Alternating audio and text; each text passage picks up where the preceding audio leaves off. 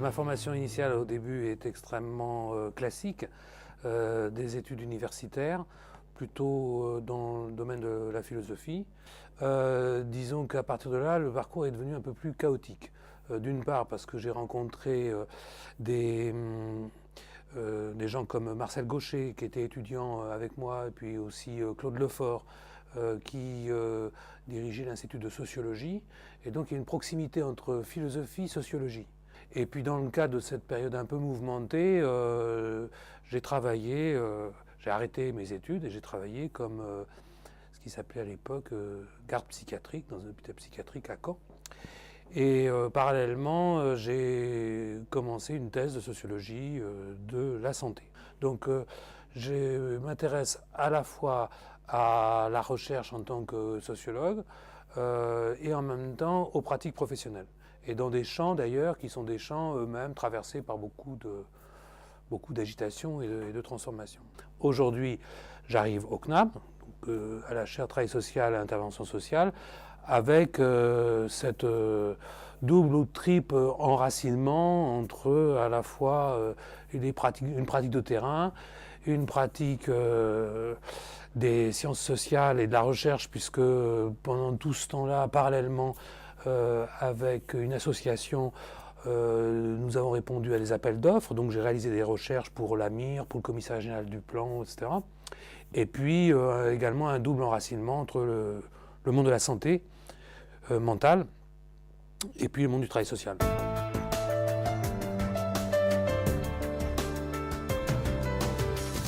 Si on pense à ce que décrit Michel Foucault dans l'Histoire de la folie à l'âge classique, il existe des structures à une certaine époque qui ont une fonction de contrôle social, mais qui rassemblent une population assez indifférenciée. Le secteur social et médico-social est issu de ce tronc commun. C'est-à-dire que c'est par scission successive que de l'hôpital général d'autrefois sont nés l'hospice, différentes formes d'asile pour aliénés, pour vieillards, etc., mais également ce qui va donner les orphelinats, enfin tout ce qui va donner le champ de l'assistance publique et même des formes d'incarcération spécialisée. Enfin, tout ça, ça sort d'un même tronc. Pour les professions, c'est la même chose.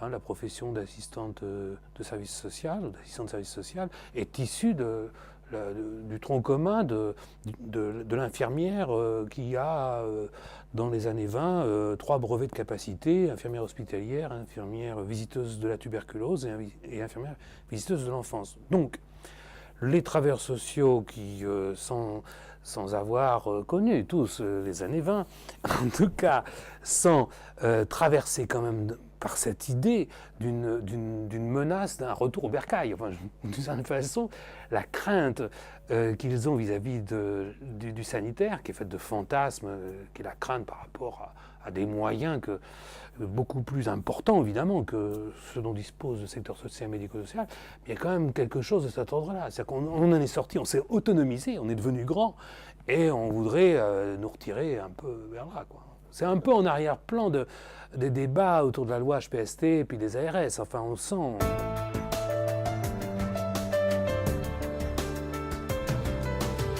Quand on parle de recherche en travail social, il y a un préalable.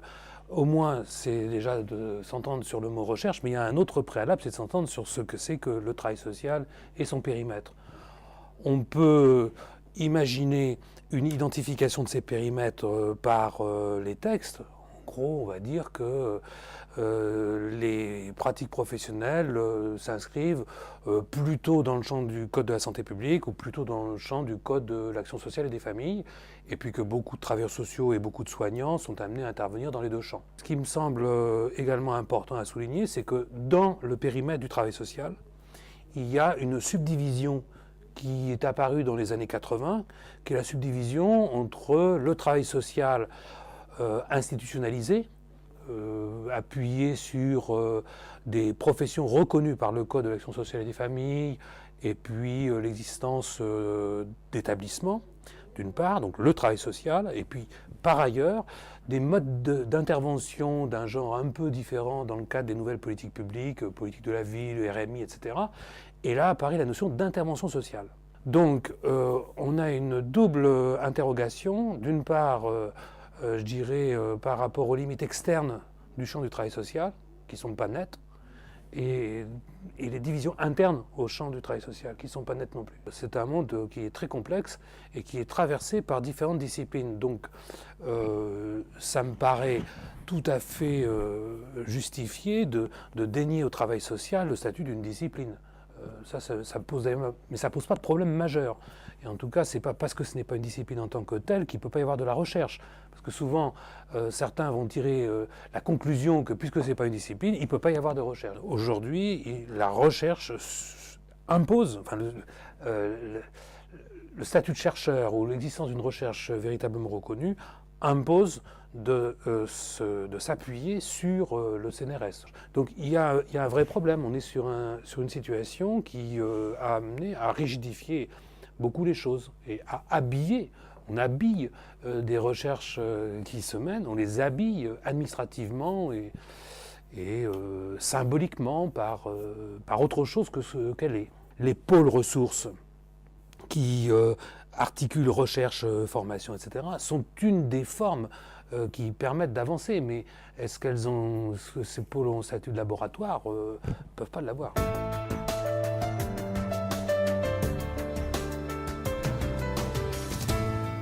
Il y a un élément qui est très fort, qui est la question du rapport aux personnes. Alors, si on prend une approche très restrictive, pour faire simple, on va dire la question des droits des usagers, donc, qui apparaît sur le devant de la scène par la loi dans les années 2000. Mais en fait, ce dont il est question, c'est d'une transformation radicale. Alors, elle n'est pas du tout achevée d'ailleurs, elle est même parfois juste amorcée, une transformation radicale du rapport qui existe entre des professionnels ou une offre de service et les personnes concernées. Alors, pourquoi je dis ça en lien avec la question sanitaire et sociale? C'est que, du point de vue de l'offre, on peut dire qu'il y a des dispositifs qui ont des compétences spécifiques, plutôt sanitaires, de soins, plutôt d'accompagnement social, etc. Mais du point de vue des personnes, à la fois, il y a nécessité d'obtenir des réponses spécifiques à des besoins particuliers, mais pour les personnes, surtout, il y a cette idée que l'on peut évoluer entre différents dispositifs et qu'on ne se résume pas à son symptôme ou à sa difficulté sociale. Autrement dit, c'est parce qu'on est amené aujourd'hui à mettre en avant la question des droits des personnes, y compris quand on parle d'empowerment, etc. C'est-à-dire que c'est non seulement le droit des personnes, mais c'est aussi leur implication, le contre-pouvoir qu'ils représentent, qui fait que les corporatismes ils tombent sur un os. Le paradoxe de cette affaire, c'est que c'est dans le pays des droits de l'homme, c'est qu'il leur a fallu attendre 200 ans, après avoir vanté partout dans le monde la compétence universelle de la France et des droits de l'homme et du citoyen, qu'il faut aujourd'hui tenir un discours qui donne un peu plus de contenu à ça. Donc c'est pas nécessairement une révolution idéologique, c'est une révolution dans les pratiques, si du moins les professionnels et les intervenants s'approprient ça. Alors, dans certains domaines, ils se l'approprient parce qu'ils sont dans une proximité immédiate. Genre un éducateur de prévention spécialisé ou quelqu'un qui travaille dans certains services de soins, oui, il est dans une proximité. Dans d'autres domaines, la proximité est moins nette. Si je suis, je sais pas moi, si je suis à la PJJ, je suis dans une relation qui est évidemment pas de même nature. Donc, du coup, le niveau d'appropriation va pas être le même, quoi. Ceci dit, il y a aussi un rôle spécifique de l'encadrement. C'est-à-dire que pas parce que je dis... parce qu'on pourrait se contenter à ce moment d'un discours moral. Vous n'avez pas honte de traiter les gens comme ça, vous en rendez pas compte, vous n'êtes pas méchant, c'est vrai, vous n'êtes pas, mais vous n'êtes pas nécessairement dans la maltraitance, mais vous n'êtes pas dans la bientraitance. Donc, si c'est pour donner un discours moralisateur, ça ne va pas coller. Donc, il y a aussi le rôle de relais des cadres. Donc, je crois beaucoup à la formation des cadres. Les cadres, donc le CAFDES, le CAFERUIS, les masters, etc., ils ont cet enjeu-là. C'est quel levier on utilise, quoi. La France se caractérise quand même par un certain entêtement à ne pas franchement assimiler, par exemple, les consignes de l'OMS en matière de classification internationale du fonctionnement humain, du handicap et de la santé, et qui pourtant, depuis 2001, devrait être utilisé par les maisons départementales des personnes handicapées, avec l'esprit de la loi, etc. La France s'est faite condamner sur le diplôme d'éducateur, pour non-reconnaissance de la mobilité des... Bon, donc il y a un certain nombre de décalages également au niveau international. Et ça peut aussi être un problème.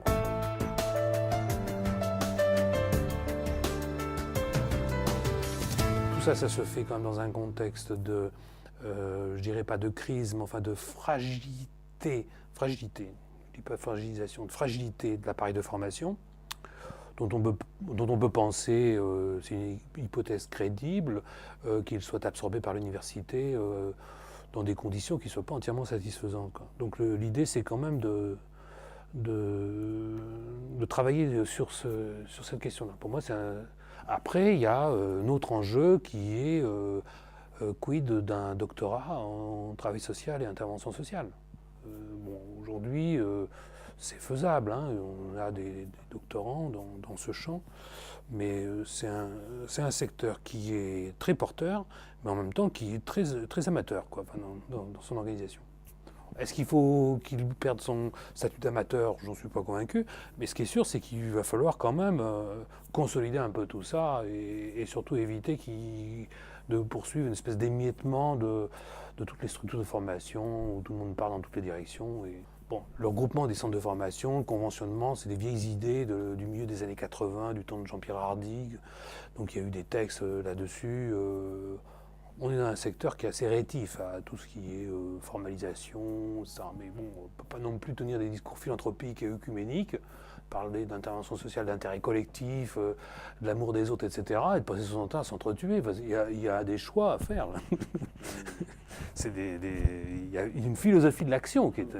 Donc par rapport à ça, je suis plutôt militant des regroupements, mais des regroupements fondés sur le volontariat et puis sur la recherche de valeurs communes, quoi. L'université, non, elle n'est pas menaçante. Si elle était menaçante, on ne ferait pas appel à autant d'universitaires pour faire des vacataires dans les cours, pour les mettre dans les conseils d'administration, des centres de formation, etc. Je ne crois pas qu'elle soit menaçante. Elle n'a pas nécessairement les mêmes intérêts. Alors, ce qui est vrai aussi, c'est que là où on voit qu'elle n'est pas si menaçante que ça, c'est qu'elle ne pousse pas trop à l'absorption, en fait.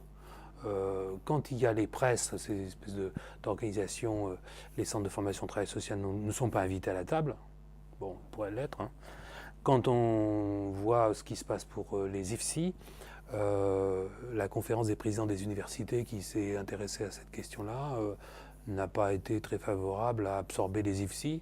Donc en fait, on est sur des mouvements très lents, quoi. Si on fait la procédure, je pense qu'on restera sur un système hybride, mais pas celui qu'on a actuellement. Je crois que ce qui s'est passé avec les IUFM, ce qui se passe avec les IFSI, ne peut pas ne pas se passer pour la formation travail social.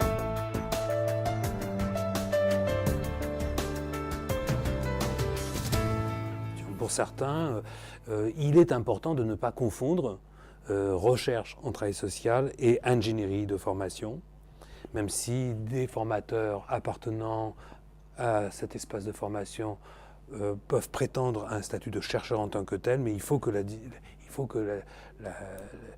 l'écart soit marqué. Donc ça pose la question du rapport entre travail social et sciences. Bon.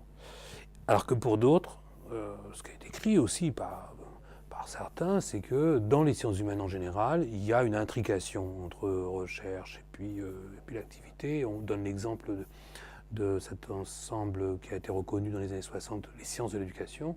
On se dit, après tout, le travail social peut tout à fait combiner les deux. Et puis un deuxième problème, c'est que si ce débat occupe trop le devant de la scène, on va être amené à se focaliser plus sur les questions de statut du formateur et du chercheur, du formateur-chercheur, du labo articulé avec quoi, avec qui, etc. Alors que, à mon sens, la recherche, les enjeux de la recherche ne sont pas là.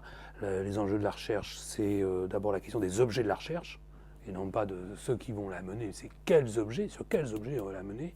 Et puis deuxièmement, peut-être que c'est l'occasion de réactiver la distinction que l'on fait entre études et recherche, c'est de s'entendre sur ce qu'est une recherche. Et la recherche en travail social, il n'y en a pas beaucoup, au sens où des vérifications d'hypothèses vérifiées avant qu'on ait commencé le travail de recherche, ça j'en connais plein au nom des théories, de la méthode hypothético-déductive, c'est-à-dire que je vais chercher ce que de toute façon j'ai envie d'aller chercher, ça il y en a plein. Donc ce sont des recherches de légitimation. La question, c'est la recherche au sens d'une ouverture avec une prise de risque, y compris que ce que je raconte sur le contrôle social, sur tel truc, etc., ça ne tienne pas la route. Alors, qui est prêt à aller à se confronter à ça? Alors, il y en a un certain nombre qui se lancent là-dedans. Ce n'est pas ceux pour qui la voie est la plus simple. L'enjeu majeur, et c'est là où peut-être que l'université est en meilleure position que nous. L'enjeu majeur, c'est de se déprendre ou de se désincarcérer d'approches, de grilles idéologiques qu'on s'est construites dans les années 70 et dont on a beaucoup de mal à sortir. C'est-à-dire qu'aujourd'hui, il y a une espèce, je ne peux pas parler en termes de pensée unique, mais disons qu'il y a des noms d'auteurs auxquels il ne faut pas toucher, il y a des questions qu'il ne faut pas poser, on ne peut pas avancer comme ça. Donc si on fait de la recherche, il faut avoir une pensée ouverte. Alors peut-être que l'intérêt des travailleurs sociaux pour la philosophie est une chance au sens où elle permet une plus grande ouverture de pensée. Et si à chaque fois je veux prouver qu'on est dans la rentabilisation, dans le développement des logiques gestionnaires, etc., et tenir un discours monolithique sur la question, je veux dire, on a ça, ok, tout le monde en est convaincu, on n'apprend rien, on n'avancera pas d'un poil. Et après, on pleurera beaucoup par le fait qu'on n'est pas reconnu, évidemment. Donc ça, c'est des discours de dépressifs et de paranoïaques auxquels je n'adhère pas. La question, c'est comment on peut arriver à montrer une complexité dans laquelle, oui, il y a des logiques marchandes, oui, il y a de la rentabilisation, oui, etc. Et en même temps, comment ça se croise avec toute une tradition philanthropique, avec la question de l'attention à l'autre, etc. Comment on combine les deux? Enfin, autrement dit, non pas pour reconstruire un dogme, mais pour essayer d'apprendre quelque chose de la réalité. Parce que le problème de la recherche, c'est ça, c'est qu'est-ce que je suis prêt à entendre et qu'est-ce que je suis prêt à apprendre.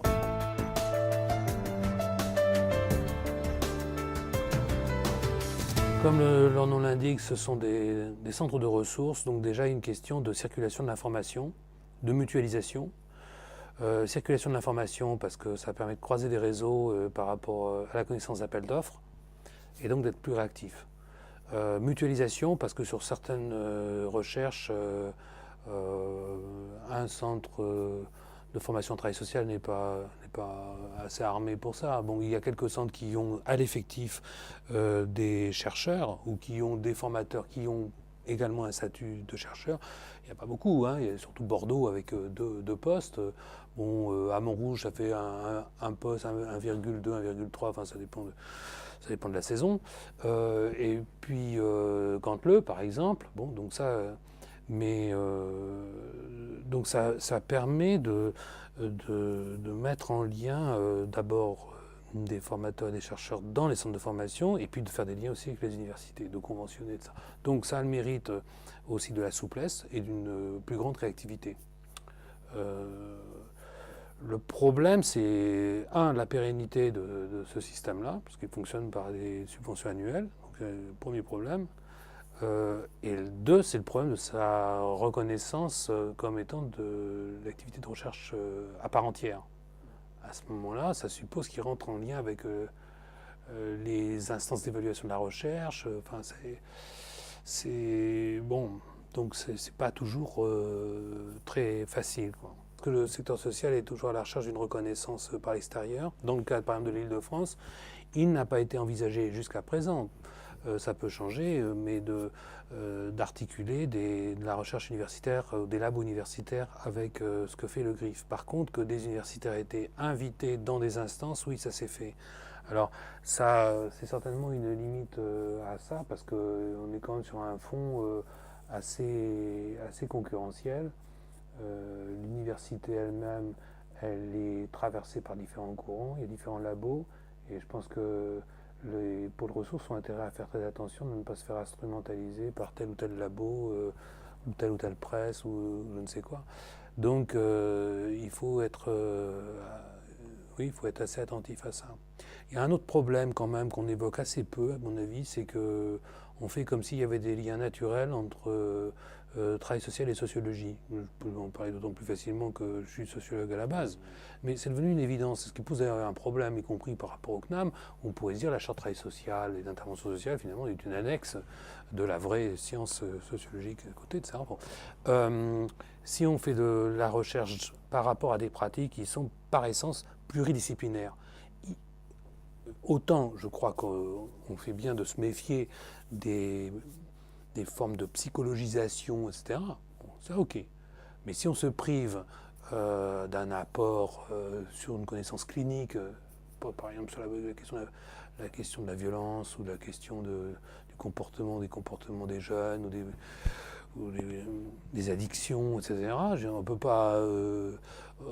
ne peut pas échapper, à mon sens, à la nécessité d'avoir une recherche elle-même pluridisciplinaire. Or, ce que je vois dans le GRIF, par exemple, si on prenait la liste des membres, sont des gens qui sont tous branchés soit sociologie, soit politologie, pour faire simple. On ne peut quand même pas faire silence sur des dimensions psychopathologiques, etc. Il y a eu une étude qui avait été faite, je crois, par Michel Tachon sur les mouvements dans le basculement culturel des centres de formation de la psychologie vers la sociologie. C'est pas compliqué à faire, il suffit de prendre les CV des formateurs. Il avait fait ce travail-là.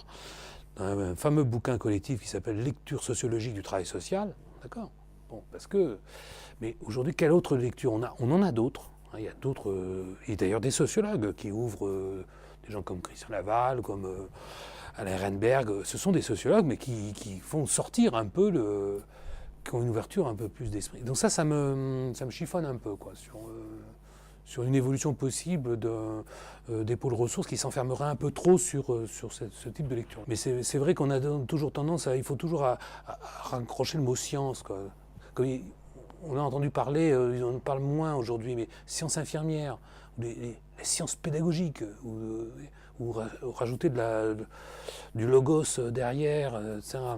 Bon, mais peut-être qu'en termes de champ de pratique, par exemple, au CNAM, on parle des sciences de l'ingénieur. C'est un peu la même idée. Mais un ingénieur, l'ingénieur, par définition aussi, il a des compétences croisées. Bon, maintenant, on va dire, est-ce que l'ingénierie, c'est une discipline? Non. Donc, je peux dire c'est un art. C'est un art, c'est un champ de pratique. Le travail social est-il un art? Bon, on pourrait discuter de ça.